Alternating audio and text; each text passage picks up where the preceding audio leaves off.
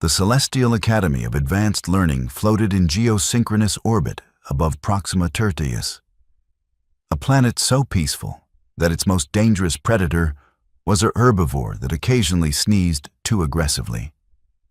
The Academy itself was a monument to galactic cooperation, a gleaming sphere of crystalline architecture and impossible geometries that housed approximately 14,000 students from 673 different species. It was, by all official accounts, the safest educational institution in the known universe. This was primarily because, until recently, they had never admitted anyone from Earth. The admissions committee had debated the human application for approximately 6 standard months, which was 4 months longer than they had spent debating whether to accept the sentient gas cloud from Nebula Sector 7. The gas cloud, at least, could be contained in a standard atmospheric regulation chamber. Humans, according to every database the committee could access, were walking biological disasters wrapped in skin that was somehow both absurdly fragile and frustratingly resilient. Earth, the reports indicated, was classified as a Class 4 Deathworld. Not the worst in the galaxy, but certainly nothing to sneeze at, unless you were that herbivore from Proxima Tertius, in which case sneezing was your primary survival mechanism. Class 4 meant that approximately 60% of Earth's life forms could kill you in novel and interesting ways. The weather regularly attempted genocide, and the dominant species had somehow looked at all of this and decided that the appropriate response was to invent extreme sports. The committee had ultimately approved the application because, as Dean Calrathis had pointed out in his 8-hour presentation, refusing humanity's request would be discriminatory. Also, the humans had hinted that rejection might hurt their feelings, and nobody wanted to discover what a hurt human was capable of. So Tessa Kowalski had arrived at Celestial Academy 3 months ago, and so far, she had not killed anyone. This was considered a rousing success. The Academy had, of course, taken precautions. Tessa's dormitory room was monitored by 6 different security systems, none of which she knew about, and all of which she had accidentally disabled in her first week by trying to improve the environmental controls. The cafeteria had hired a specialized human nutritionist who spent 14 hours per day ensuring that Tessa's meals did not contain anything that might upset her Deathworld digestive system, which was apparently capable of processing ethanol as a recreational activity. Most significantly, every professor whose class Tessa attended received a comprehensive briefing on human psychology, physiology, and the 17 different ways humans had historically responded to academic stress. The list included crying, which seemed normal, and something called pulling an all-nighter fueled by coffee and spite, which seemed horrifying. Professor Vexus Thorian had attended his briefing with the kind of intense focus usually reserved for disarming antimatter bombs. He was a Quilixian, which meant he stood approximately 7 feet tall, possessed 4 arms, and had skin that shifted through various shades of purple depending on his emotional state. Currently, as he prepared for his advanced interspecies conflict resolution seminar, he was a pale lavender that indicated moderate anxiety. The course was famous across the Academy for its practical approach to diplomacy. Students did not merely learn theory. They engaged in carefully controlled simulations of diplomatic incidents, learning to navigate the complex web of galactic politics without accidentally starting wars. It was, Professor Vexathorian believed, the finest course in the entire curriculum. It was also about to become significantly more interesting. Tessa arrived at the seminar room exactly 3 minutes early, which was her habit. She had learned in her first week that most species considered punctuality a virtue, though the chronally displaced species from Sector 9 considered it a hate crime against temporal flexibility. She was dressed in what she considered standard student attire: dark pants, a jacket over a shirt with something written in human script, and boots that looked entirely too practical for a space station. The other students were already present, arranged in a careful semicircle that left a noticeable gap around the seat designated for the human. Tessa noticed this, as she noticed most things, and her expression suggested she found it mildly entertaining rather than offensive. There was Pip Tilak, a Ferothian whose crystalline body structure meant he communicated primarily through light refraction patterns. He had been friendly enough, though Tessa suspected he was primarily interested in her because humans were carbon-based and he was conducting research on carbon-based musical theory. Next to him sat Yora Mindell, a Cassiopean who looked like someone had taken a dolphin, given it 6 tentacles, and taught it philosophy. She had been the first to actually speak to Tessa, like a person rather than a curiosity. And Tessa appreciated that more than she usually showed. Further along were 3 Vexillian students, whose names Tessa had not quite memorized yet. Primarily because Vexillians communicated their names through scent markers, and Tessa's human nose could not detect approximately 90% of their alphabet. They seemed nice enough, if prone to huddling together and vibrating nervously whenever she walked past. And then there was Zarketh. Zarketh was Kreenathi, which was a species that had mastered faster-than-light travel approximately 3,000 years before humans had figured out agriculture. The Kreenathi were tall, elegant, and possessed a social structure that made feudal aristocracy look egalitarian. They had scales that shimmered like oil on water, eyes that saw into the infrared spectrum, and an attitude problem that transcended cultural boundaries. Zarketh, specifically, was the 3rd son of a Kreenathi counselor, which meant he had been raised with the understanding that he was inherently superior to approximately 98% of galactic civilization.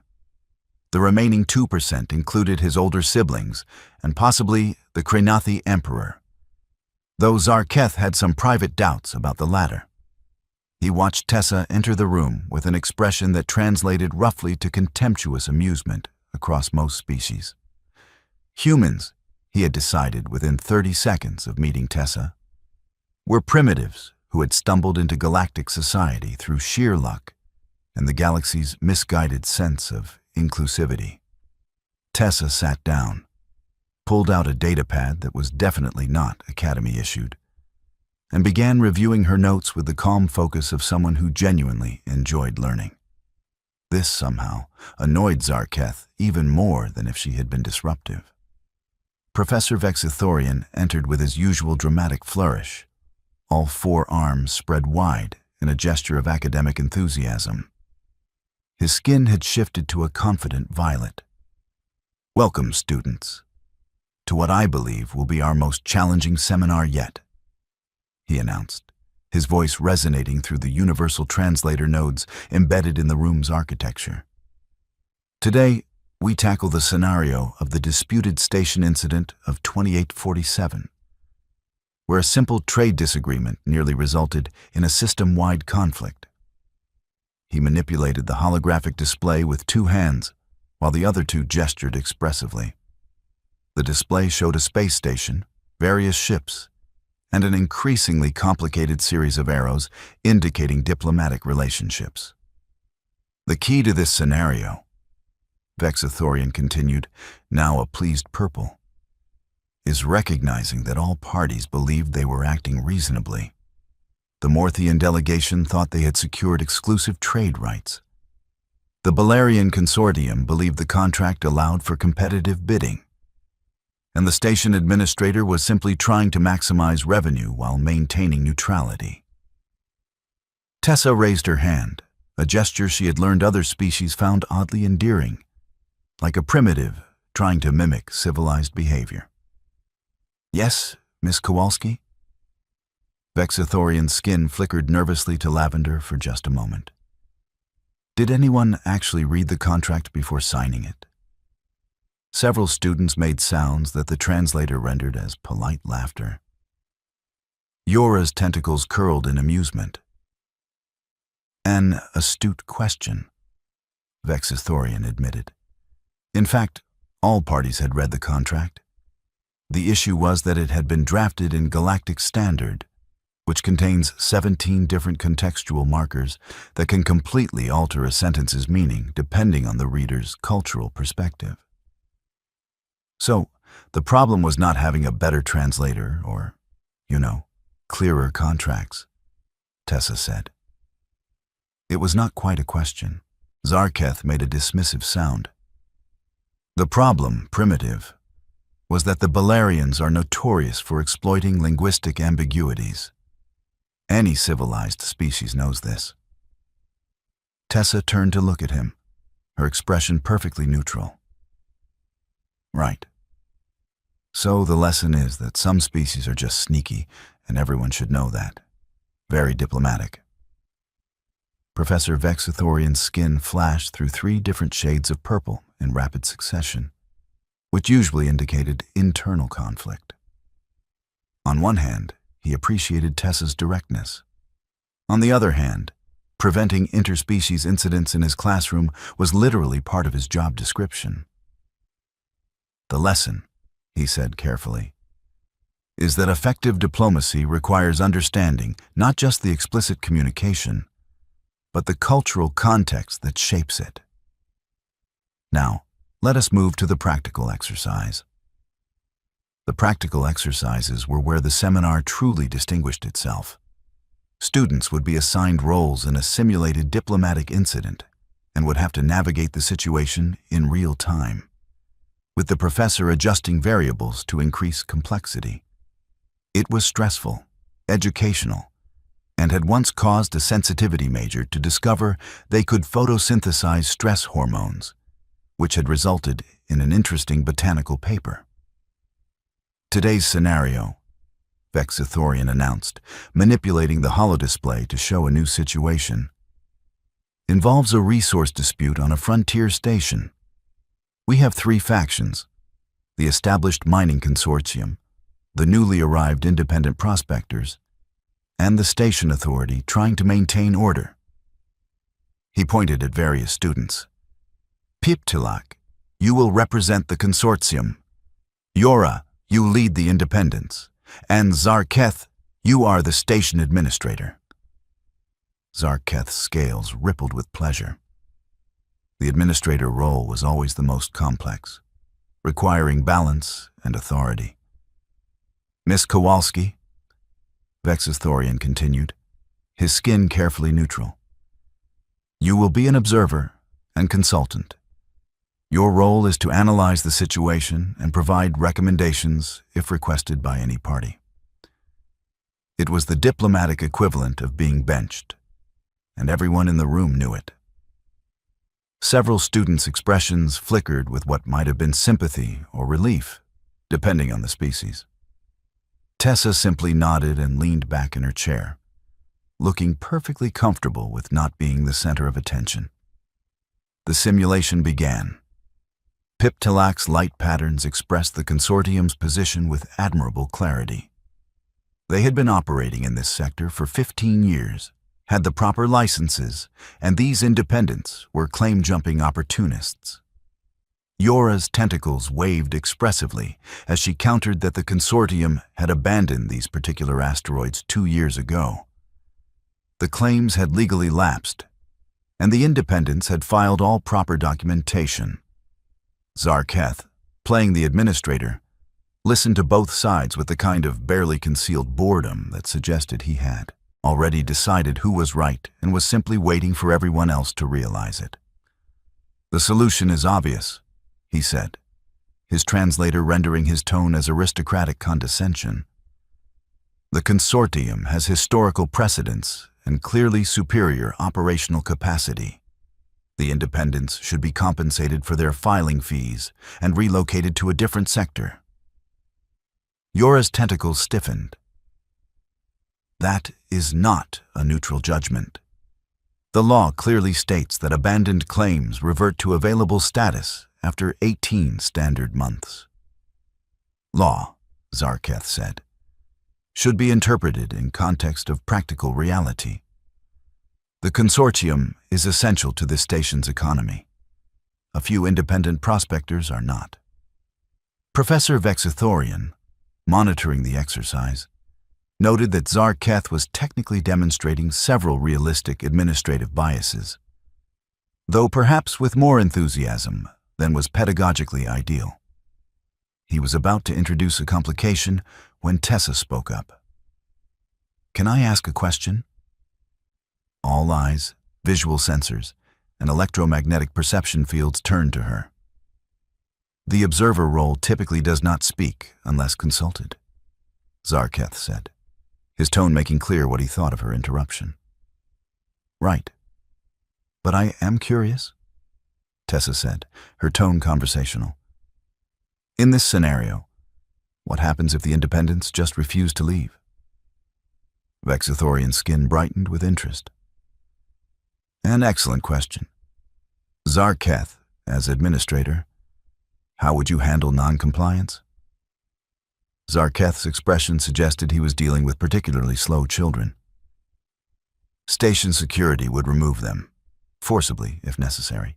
This is standard enforcement procedure." "So violence," Tessa said. "Enforcement," Zarketh corrected. "Civilized enforcement of legitimate authority." "Right, but with weapons and stuff. Against people who filed legal paperwork and are just doing their jobs. If they refuse lawful orders, they are no longer just doing their jobs. They are criminals." Zarketh's scales were beginning to shimmer with irritation. "Okay. But they would argue your orders are not lawful because you are ignoring the law about abandoned claims. I am interpreting the law appropriately for the situation. Or you are showing favoritism to the bigger operation because they have more money and influence." The room had gone very quiet. Several students were making their species equivalent of nervous gestures. Professor Vexithorian's skin was cycling through shades of purple so quickly it was almost strobing. Zarketh stood up.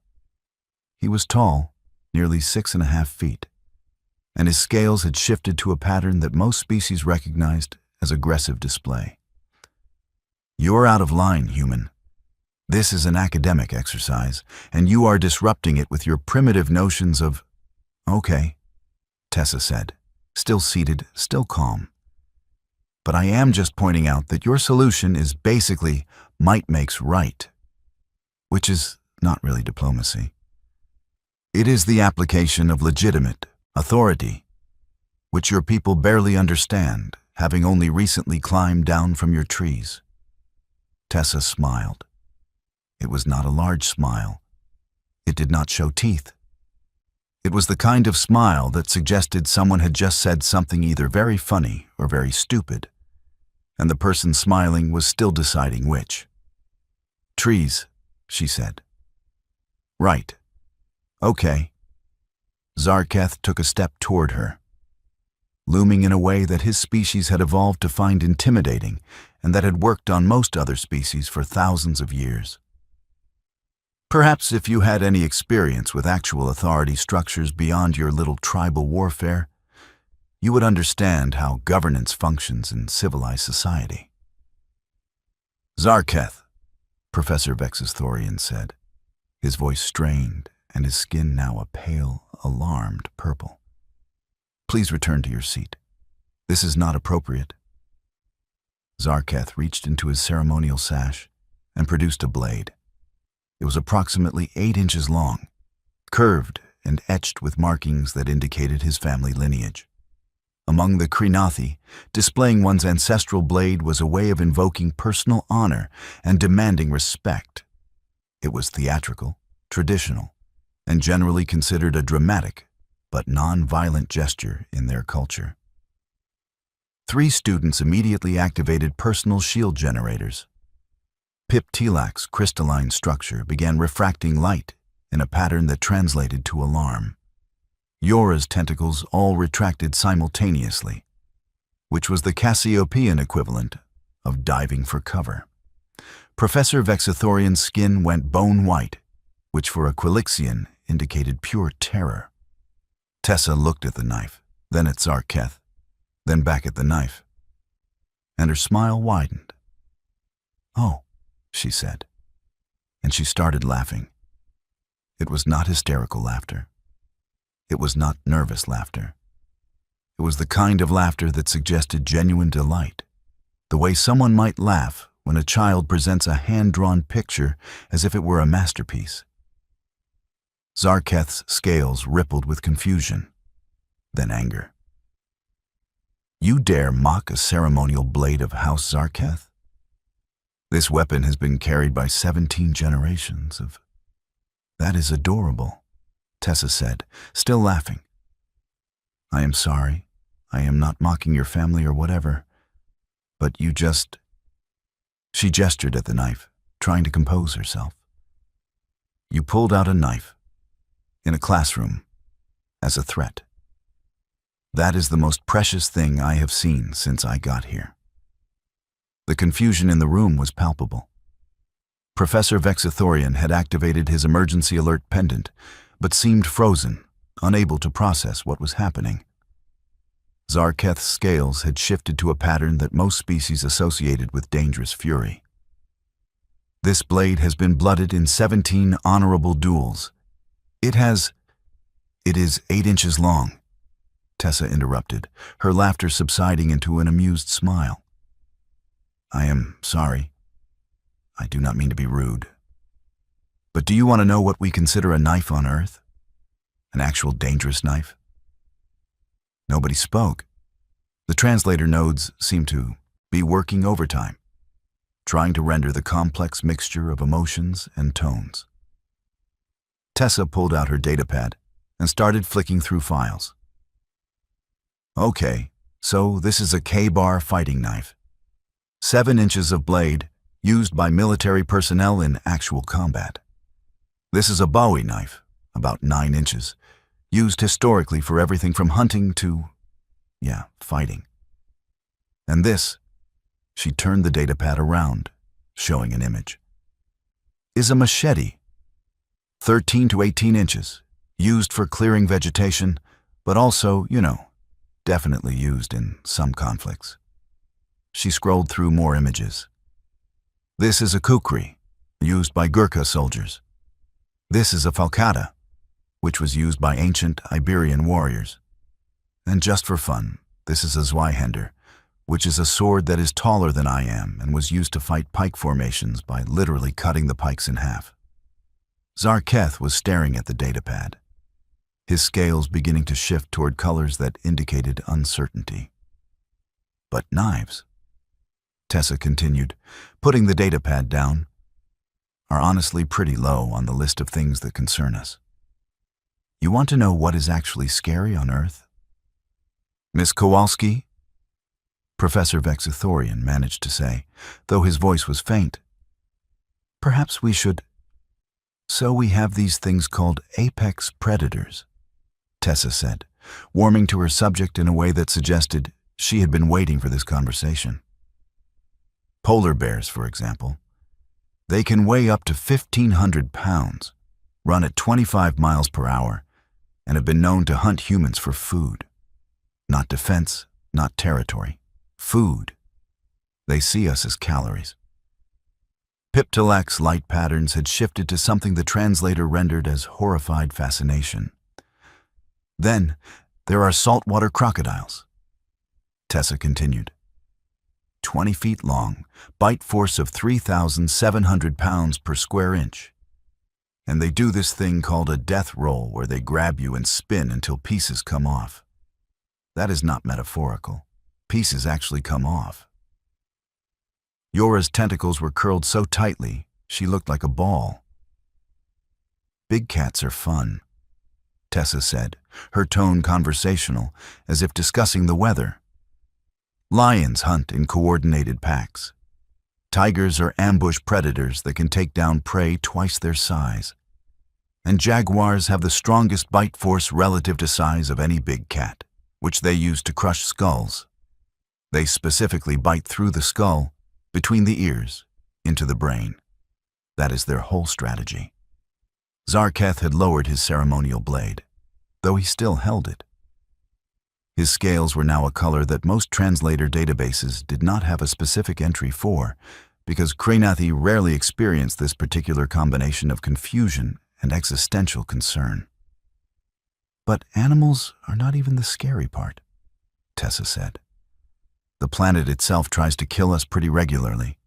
We have storms that level entire cities, earthquakes that drop buildings like they are made of cards, volcanoes that bury civilizations, floods, droughts, wildfires. Our planet has a whole menu of geological violence. Professor Vexithorian had sat down, which he rarely did during seminars. His skin was cycling through colors that suggested his physiological systems were struggling to keep up with his psychological state. And then, Tessa said, leaning forward slightly, there are other humans. The room somehow got quieter. We have had wars that killed tens of millions of people. We invented weapons that can obliterate entire cities in seconds. We created chemical weapons that dissolve your lungs. Biological weapons that turn your own immune system against you. We looked at the atom, the fundamental building block of matter, and figured out how to make it explode. She picked up a stylus from the desk, held it up. On Earth, anything can be a weapon. This stylus, eye, throat, or kidney, if you know what you're doing. That chair? Blunt force trauma, the edge of that desk? Fracture someone's skull if you hit hard enough. We have entire martial arts dedicated to fighting without weapons because we learned that we do not need them. Tessa stood up slowly, and several students flinched. So when you pull out an 8-inch ceremonial knife that has probably never been used for anything more violent than cutting fancy food at family dinners, and you wave it around like it is supposed to scare me? She shook her head, still smiling that small, amused smile. That is not a threat. That is adorable. That is like showing me a picture of your family's pet and expecting me to be terrified. She walked over to Zarketh, who had not moved. His scales were now a color that the translator finally managed to render as mortified realization. Tessa gently took the blade from his unresisting hand, examined it with the kind of professional interest someone might give an antique, and then handed it back to him, handle first. It is a beautiful piece, she said genuinely. The craftsmanship is amazing, and the family history is important. But it is not a weapon. Not really. Not compared to what weapons actually mean on a death world. She turned to face the rest of the class. You all live in a galaxy that is basically safe, she said. Your planets do not try to kill you. Your animals evolved alongside civilizations that developed ethics and technology in parallel.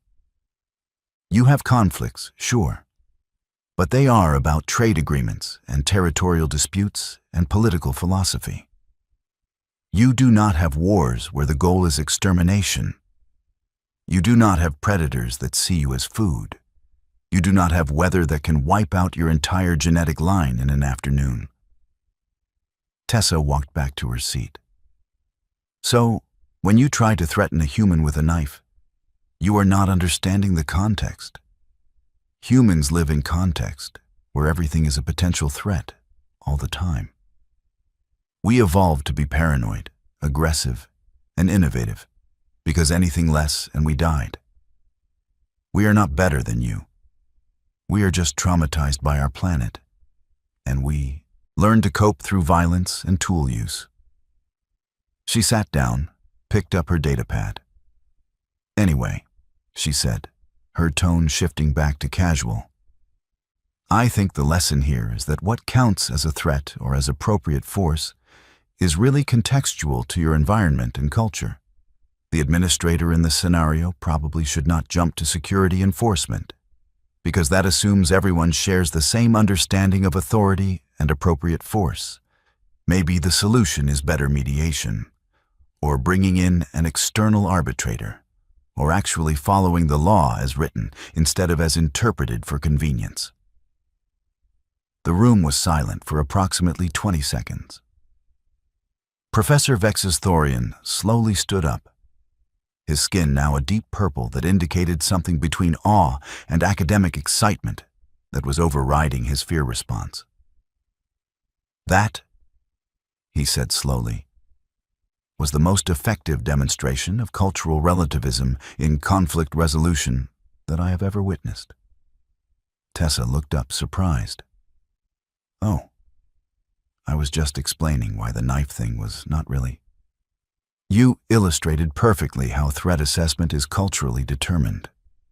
Vex's Thorian interrupted, his enthusiasm building. How power dynamics shift based on contextual understanding. How assuming universal standards of intimidation or force can lead to catastrophic miscommunication. This is...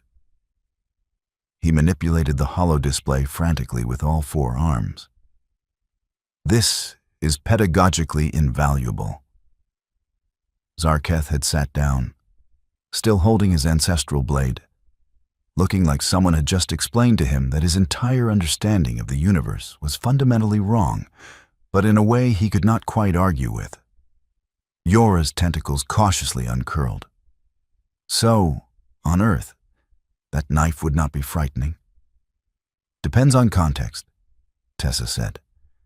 In a dark alley, any knife is concerning because it means someone intends harm. In a classroom, in good lighting, held by someone in school clothes? She shrugged. I would probably assume it was for show or that they did not really understand what they were doing. And if someone did understand what they were doing? Piptalak's light patterns formed what might have been a question mark. Tessa's expression went carefully neutral. Then they would not show you the knife first. The room got quiet again, but it was a different kind of quiet. Thoughtful rather than terrified. Professor Vex's Thorian skin had shifted to an excited magenta. Miss Kowalski, would you be willing to provide additional context for future scenarios? Your perspective on threat assessment and conflict escalation could be invaluable for helping students understand species from higher-class Deathworlds. Sure, Tessa said. But maybe warn me first so I do not laugh at anyone else's ceremonial weaponry. That was probably rude. It was extremely rude, Zarketh said quietly, his scales now a subdued gray. But also accurate. I did not understand how it would be perceived. To be fair, Tessa said, I do not think you meant it as a real threat. It was more like a dominance display thing, right? Zarketh's scales rippled in what the translator interpreted as embarrassed acknowledgement.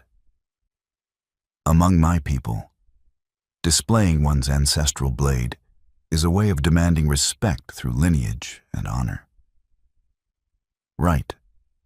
And that makes sense in your culture. But humans do not have ancestral blades. We have ancestral trauma. So we respond differently. Yora made a sound that the translator rendered as nervous laughter. Humans are terrifying. Humans are traumatized, Tessa corrected. There is a difference. We are not trying to be scary. We are just trying to not die. And our planet made that really difficult for a really long time. Professor Vex's Thorian was frantically taking notes on his data pad.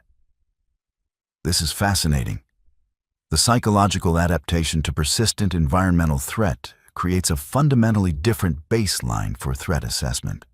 Students, this is why direct translation of diplomatic gestures across cultures can fail catastrophically. The rest of the seminar continued, but the dynamic had shifted entirely. Tessa was no longer the observer kept safely on the sidelines. Instead, she became an active participant, explaining how different scenarios would play out on Earth. What would be considered threatening versus posturing versus actual danger. Zarketh, to his credit, engaged with the discussion genuinely. At one point he asked, "If the knife was not threatening, what would you have done if I had actually attacked you?" Tessa considered this. Probably try to de-escalate first. Move out of range, keep talking, look for exits. If that did not work and you actually committed to violence? She shrugged. Humans are decent at unarmed combat against armed opponents if we have to be. It is not ideal, but it is doable. Could you demonstrate? Professor Vexisthorian asked, his academic enthusiasm completely overriding any sense of self-preservation. Not without potentially hurting someone? Tessa said. Human combat techniques are designed to exploit structural weaknesses in anatomy, and I do not know enough about everyone's anatomy here to do it safely. This statement somehow made everyone more nervous and more fascinated simultaneously. The seminar ended with Professor Vexisthorian assigning a paper on cultural contexts of conflict escalation, with specific emphasis on how environmental factors shape species psychology. Several students approached Tessa afterward with questions that ranged from genuine academic interest to morbid curiosity. Zarketh approached last, his scales a neutral gray that suggested he was trying very hard to manage his emotions. "I owe you an apology," he said formally. "My behavior was inappropriate and based on incorrect assumptions about your capabilities and temperament." Tessa waved this off. "You did not actually hurt anyone or intend to. You were just operating on your culture's playbook. Now you know that playbook does not work the same way with humans." "Your planet sounds horrifying," Zarketh said. "It really is," Tessa agreed cheerfully. "But it is home. You adapt." As news of the incident spread through the academy, the story naturally became embellished. By dinner, rumors suggested that Tessa had disarmed Zarketh in single combat. By the next day, some versions claimed she had demonstrated 17 different killing techniques using only classroom furniture. The administration held an emergency meeting to discuss whether the incident required disciplinary action. After reviewing the security footage, they concluded that technically, no rules had been broken. Zarketh had displayed a ceremonial object, not used it as a weapon. Tessa had provided educational context, not made threats. Professor Vexisthorian had maintained control of his classroom, albeit in an unconventional manner. What they did do was update the protocol for human students. The section titled Management of Potentially Volatile Behavior was replaced with a new section titled Understanding Deathworld Threat Assessment, which essentially summarized Tessa's impromptu lecture. Professor Vexisthorian submitted a formal request to restructure his entire curriculum to include modules on Deathworld perspectives. His proposal included bringing in Tessa as a guest lecturer for several sessions, properly compensated and with full academic recognition. The request was approved within 48 hours, primarily because Dean Kalrathis read the incident report, watched the security footage, and concluded that this was exactly the kind of cross-cultural learning experience the Academy was supposed to foster, just with more discussion of apex predators than anyone had anticipated. Tessa's next appearance in the Advanced Interspecies Conflict Resolution Seminar was considerably less dramatic. She showed up with a presentation titled De-Escalation Strategies from a Species with No Natural Weapons, which covered everything from body language to verbal techniques to knowing when to just run away, because sometimes that is the smart option. The students listened with rapt attention. Several took extensive notes. Zarketh asked thoughtful questions about how honor-based conflict resolution could be adapted for species that did not share the same honor framework. At one point, a Vexillian student asked, through scent markers that the translator worked hard to interpret, whether humans were ever afraid of anything. Tessa considered this. Of course, we are afraid of lots of things. Heights, deep water, the dark, social rejection, failure, disappointing people we care about. Being human does not mean we do not feel fear. It just means we learn to function while afraid, because on Earth, you do not get the option to wait until you feel brave. Professor Vex's Thorian's skin glowed with satisfaction. This was education. This was what the Celestial Academy was meant to achieve.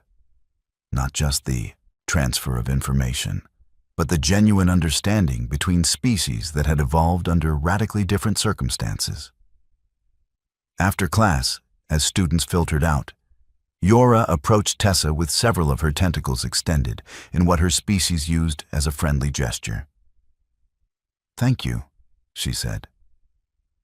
"I think I understand diplomacy better now. It is not about everyone following the same rules. It is about understanding that everyone has different rules and finding the overlap." "That is much more eloquent than how I would have put it," Tessa said. "But yeah, basically." "Also," Yora added, her tentacles curling with what the translator interpreted as amused concern, "please never tell us any more details about Earth's oceans. The brief mention of saltwater crocodiles was enough to give me nightmares." "We also have box jellyfish," Tessa offered helpfully. "Transparent, almost invisible in water, and their venom can kill you in minutes." Yora's tentacles all retracted simultaneously again. "I regret asking." 3 months later, Professor Vex's Thorian published a paper titled Threat Assessment Frameworks Across Deathworld and Non-Deathworld Species, a case study in educational intervention. It became required reading for the Xenopsychology department and was cited in 6 different diplomatic training programs across 4 sectors. Zarketh went home for a semester break and had a long conversation with his family about perspective, privilege, and the importance of understanding that dominance displays that work in low-threat environments might not translate to species from high-threat environments. His family listened politely, though his eldest sister did point out that she had been saying similar things for years and nobody had listened to her. Tessa continued attending classes, completing assignments, and occasionally providing context that made her professors reconsider their entire understanding of conflict, cooperation, and survival. She joined 3 study groups, a club dedicated to xenobotany, and once accidentally started a campus-wide panic by mentioning that humans could survive in vacuum for approximately 90 seconds if they prepared properly. The resulting emergency safety briefing took 4 hours and included a demonstration of just how many redundant life support systems the Academy actually had. The Celestial Academy updated its promotional materials to emphasize its commitment to true interspecies understanding and education. They carefully did not mention that this commitment occasionally involved human students explaining why ceremonial knives were adorable and apex predators were terrifying. And on Earth, when the story eventually filtered back through diplomatic channels, humanity's response was generally positive. One official noted that it was nice to be feared for their competence at surviving rather than their capacity for causing problems. Though he acknowledged these might be the same thing depending on your perspective. The Academy's admissions committee, reviewing the success of their first human student, approved 4 more applications from Earth for the following academic year. They did update the application process to include a questionnaire about the applicant's homeworld's classification and their personal experience with predation, natural disasters, and what they considered normal levels of danger. One of the new human students answered the question, "What do you consider a dangerous situation?" with, "When the weather forecast says to take shelter immediately, when apex predators change their behavior patterns, or when other humans get really quiet." The admissions committee discussed this answer for 2 hours before concluding that this was probably fine and definitely educational. After all, the entire point of the Celestial Academy was to prepare students for a complex, diverse galaxy. And nothing prepared you for that complexity quite like understanding that somewhere out there, An entire species had evolved on a planet so aggressively hostile that they considered 8-inch ceremonial knives adorable, and found the notion of threatening someone with a blade in good lighting to be more amusing than alarming. The galaxy, it turned out, was full of perspectives that challenged your assumptions. The trick was being open to learning from them, even if the lesson came with a side of existential horror about Deathworld ecology. Professor Vexus Thorian, reflecting on the semester while reviewing his notes for the next academic year, concluded that this had been his most successful teaching experience in 20 years, not because everything had gone according to plan, but because one unexpected moment had taught his students more about cultural relativism, threat assessment, and genuine diplomacy than a dozen perfectly executed simulations. He marked Tessa's participation grade as exemplary and added a note. Student demonstrated exceptional ability to provide cross-cultural context and transform potential conflict into educational opportunity. Recommend for advanced diplomatic studies. Tessa, upon learning of this assessment, shrugged and said it was nice. But she was really more interested in the xenobotany track, because Earth's plants were apparently considered terrifyingly aggressive by galactic standards, and she wanted to understand what normal plants were like. This statement prompted 3 professors to preemptively request her presence as a guest lecturer in their respective courses.